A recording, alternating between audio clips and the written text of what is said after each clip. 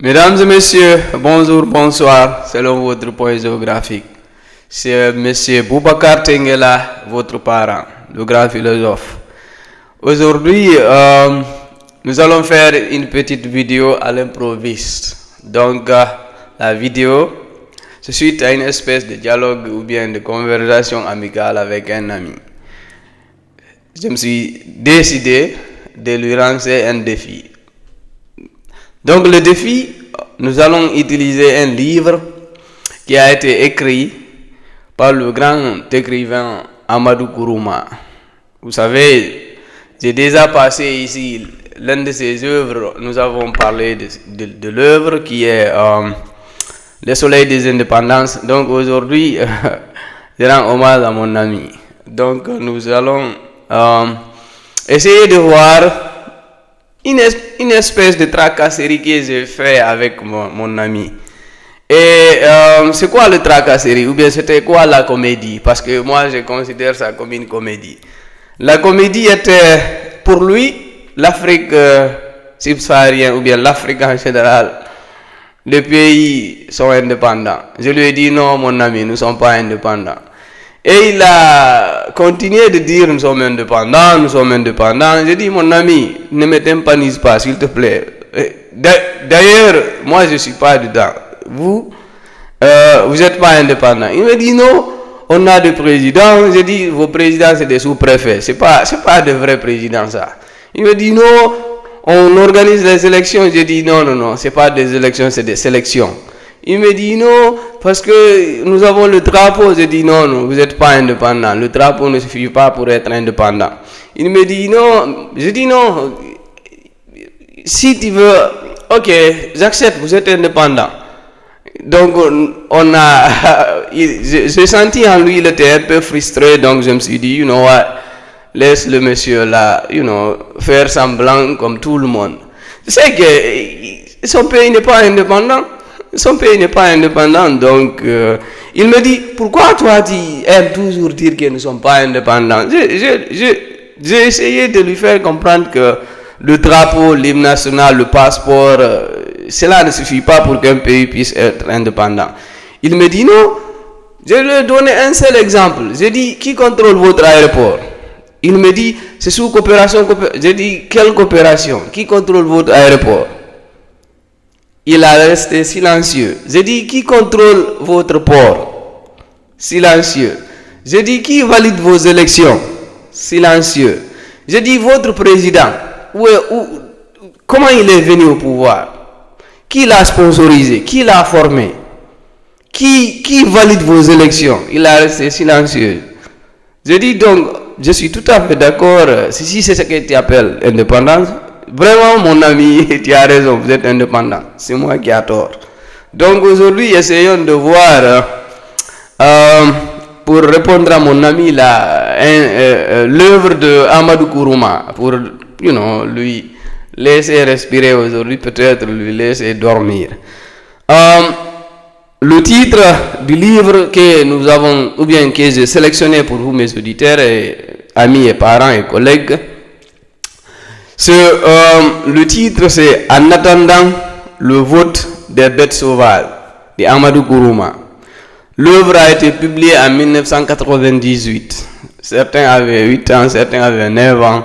Et je pense que mon ami avait 10 ans en ce moment. Donc l'œuvre là a été publiée par le grand écrivain ivoirien Amadou Kourouma. Donc nous allons essayer de voir ici une espèce de me moquer de lui de façon amicale. Donc notre guerre froide va s'éterniser ou bien va s'éteindre. Tombons maintenant dans le livre qui est En attendant le vote des bêtes sauvages, publié en 1998 d'Amadou Kourouma. Est une œuvre satirique féroce et politique qui retrace l'histoire de l'Afrique post-coloniale à travers la vie de Koyaga, un dictateur sanguinaire inspiré des dirigeants réels. Vous êtes avec moi, j'en suis sûr. Donc, l'auteur s'est inspiré de ce qu'il voyait auprès de lui, bien autour de lui. Vous savez, vous allez peut-être, certains vont me donner raison, ou bien donner raison à mon ami que, pour moi, ils ne sont pas indépendants. Pour lui, ils sont indépendants. Donc, c'est à vous de juger. Sur le commentaire, vous pouvez donner votre avis. Si réellement j'ai tort, vous me dites que j'ai tort, vous êtes indépendant. Ou bien ils sont indépendants. Si j'ai raison, pour l'amour de Dieu, vous aussi, allez sur les commentaires, dites que j'ai raison et donnez votre opinion concernant, qui a raison entre moi et mon ami. Pour moi, nous ne sommes pas indépendants. Pour lui, ils sont indépendants. Donc, pour l'amour de Dieu, essayez de nous départager. Donc, le livre, en attendant le vote des bêtes sauvages d'Amadou Kourouma, il a fait une œuvre satirique, politique féroce qui retrace l'histoire de l'Afrique post-coloniale à travers la vie de Koyaga, un dictateur sanguinaire inspiré des dirigeants réels. Le roman adopte la forme d'un donzomana, un récit traditionnel de purification et de louange de la culture malinké, découpé en 6 veilles. L'intrigue principale de la structure du livre, le livre se déroule sous la forme d'un procès public et d'un rituel purificatoire. Koyaga, le président de la République du Golfe, écoute le récit de sa propre vie déclamé par un griot, les Sora, et son bouffon, les répondeurs. L'origine ou bien les origines et l'ascension de Koyaga est d'abord un maître chasseur traditionnel avant de s'engager dans l'armée coloniale française. La France, toujours la France, toujours la France. Je me demande, la France, est-ce que je pense que c'est la France seulement qui a colonisé l'Afrique noire. Hein? Il n'y avait pas l'Angleterre, il n'y avait pas les Hollandais, il n'y avait pas les Allemands. Bon, pour l'amour de Dieu, donnez mon ami raison ou bien donnez-moi raison. Est-ce que la France a libéré ses anciennes colonies? Pour moi, oui et non. Bon, pour mon ami, la France a déjà totalement libéré ses anciennes colonies. Mais par fraternité, par amour, ils continuent de garder leur argent parce que, ces anciennes colonies jusqu'à présent, ils ne sont pas capables de gérer votre argent. Bon, laissez-moi dans ma philosophie, c'est de la comédie. Donc, le roman retrace ou bien la personnage, ou bien c'est-à-dire Amadou Kourouma a utilisé une personne du nom de Koyaga, qui est d'abord un maître chasseur traditionnel avant de s'engager dans l'armée coloniale française. Il a été envoyé en Indochine et en Algérie. À ses retours, il mène un coup d'État pour prendre le pouvoir dans son pays d'origine. Coup d'État. Donc, le coup d'État en Afrique, selon Amadou Kourouma, est sponsorisé par qui? Par mon ami. C'est pas par la France. C'est pas la France qui fabrique d'abord le leader qui doit faire le coup d'État. C'est mon ami. Mon ami, pour départager-nous. Donc, l'ancien militaire qui a été envoyé d'abord en Indochine et en Algérie pour mener la guerre contre, ou bien pour défendre la patrie française, maintenant il est revenu dans son pays d'origine, il a mené un coup d'État. Un coup d'État. Ah, je me rappelle, mon ami m'a parlé de Bokassa. Bokassa. Paraîtrait que Bokassa a été en Indochine, au compte de la France, pour mener des guerres coloniales, ou bien des guerres d'occupation, ou bien d'oppression. Oh, non, la France est un pays de droits de l'homme et de souveraineté. Non, la France ne fait pas ça. C'est mon ami qui est responsable de ça. Ok. Je ne sais pas si Amadou Kourouma parle de Bokassa ici, ou bien... Non, il ne parle pas de ça. Donc, à son retour, il mène un coup d'État sponsorisé et préparé par par mon ami, pas par la France, contre son pays d'origine. Dans le livre, le règne dictatorial, donc la France sponsorise le dictateur. Non, la France sponsorise la société civile et les ONG. Pour les droits de l'homme. Mon ami a raison. Ils sont indépendants. Le règne dictatorial, pour se maintenir au pouvoir durant la guerre froide, Koyaga, qui est l'acteur principal du livre, utilise la terreur. Donc, l'ancien militaire de la France qui a été formé par la France pour défendre la patrie française utilise la terreur pour éliminer ses opposants et s'appuie sur le fétichisme et la sorcellerie. Mais la sorcellerie n'existe pas en France. Je donne raison à mon ami. Ah, ok. Il s'aligne également... Non, la franc-maçonnerie. Moi, je ne parle pas de la franc-maçonnerie. Je parle de la sorcellerie et du fétichisme. Non, les Français, c'est des athées. La plupart, c'est des athéistes et des philosophes.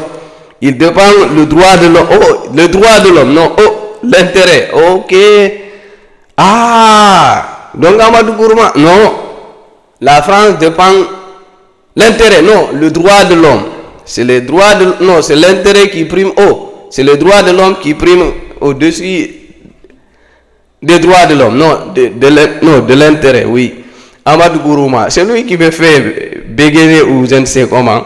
Donc, le règne dictatorial, pour se maintenir au pouvoir durant la guerre froide, Koyaga utilise la terreur, élimine ses opposants et s'appuie sur le fétichisme et la sorcellerie. Il s'aligne également avec des puissances occidentales qui ferment les yeux sur ses crimes en naissant de sa loyauté géopolitique.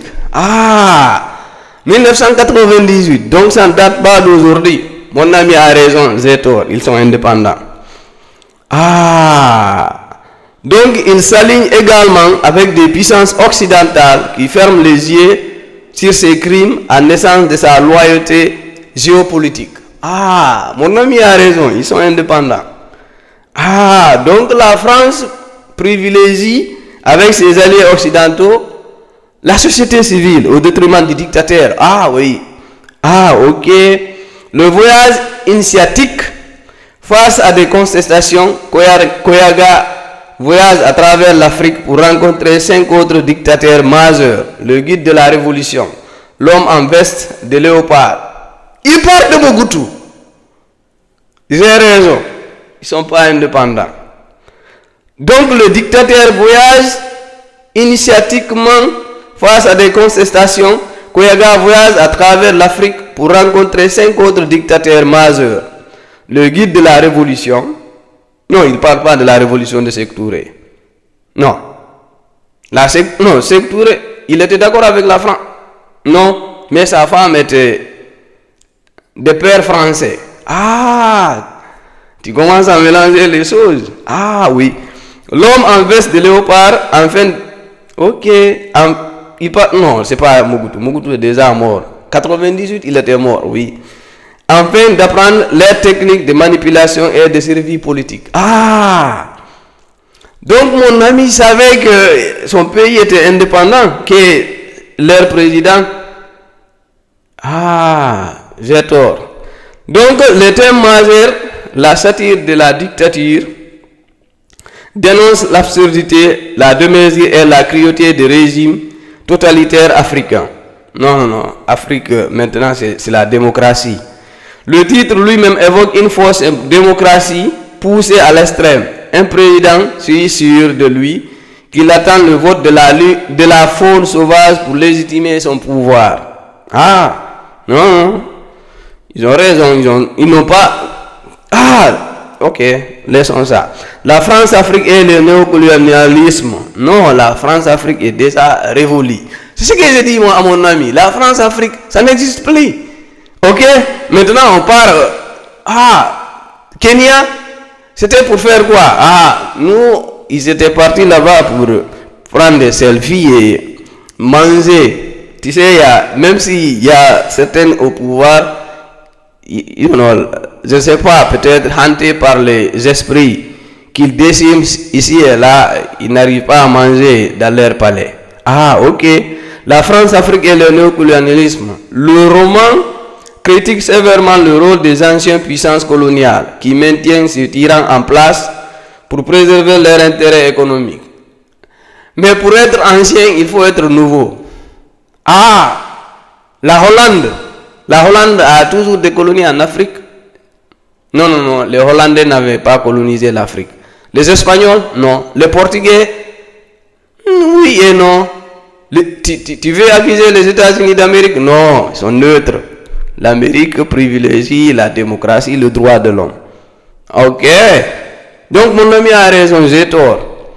Ah. Donc, le rôle des anciennes puissances coloniales qui maintiennent ces tyrans en place pour préserver leurs intérêts économiques. Ah. Mon ami a raison, ils sont indépendants. Le syncrétisme entre tradition et modernité. Amadou Kourouma mélange l'usage des armes modernes et de la géopolitique occidentale avec le mysticisme, le pouvoir des marabouts et les sacrifices rituels.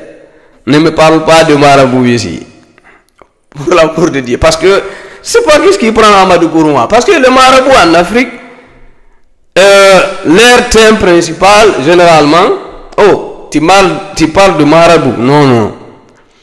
Leur occupation ou bien préoccupation, ou bien leur concurrence, c'est comment devenir secrétaire général de la Ligue islamique pour pouvoir aller gêner à la Mecque pour la prochaine, ou bien le prochain mois du Ramadan. Ok, Ahmed, non, non, non, il ne devrait pas accuser les marabouts. Donc, certains de ces marabouts sont businessmen.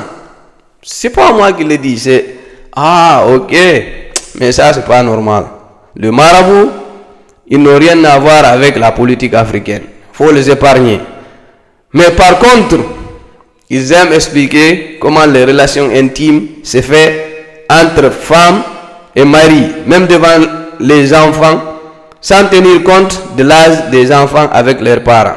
Donc tu veux me dire, si tu rentres dans une mosquée avec un enfant de 7 ans, de 8 ans, de 10 ans, de 15 ans, ou bien de 13 ans, et un vieux de 80 ans ou bien de 60 ans pose la question s'il est normal d'avoir de telle façon avec sa femme des relations intimes, le vieux ou bien le marabout peut se donner le droit de te répondre sans tenir compte de l'âge de ton enfant. Ça, c'est Amadou Kourouma. Ça ne vient pas de moi. Mon ami a raison, j'ai tort. Ils sont indépendants.